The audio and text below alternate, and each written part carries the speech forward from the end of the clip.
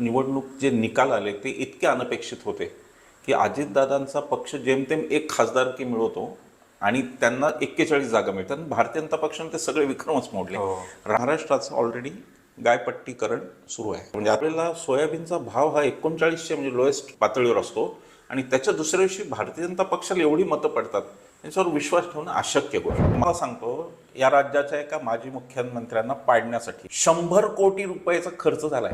आणि अत्यंत वाह्यात आमदार 2 या शिंदे सेनेचे मराठवाड्यात बोलून म्हणजे इतकं खालच्या लेवलचे ते बोलले होते की लोकांना त्यांची किळस होती.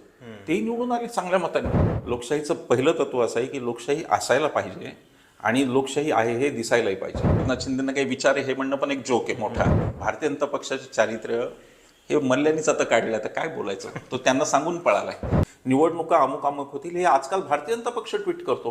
पत्रकार परिषद होणार हे भारतीय जनता पक्ष ट्विट करतो आणि त्यानंतर इलेक्शन कमिशनची पत्रकार परिषद. दुसरी गोष्ट, सीसीटीव्ही फुटेज न देणं अतिशय गंभीर आहे. निवडणूक आयोगाला बॅलेट पेपरवर निवडणुका का शक्य नाही हे त्यांनी सांगावं. बॅलेट पेपर ज्या दिवशी येतील ना, तुम्हाला खरं चित्र त्या दिवशी दिसेल.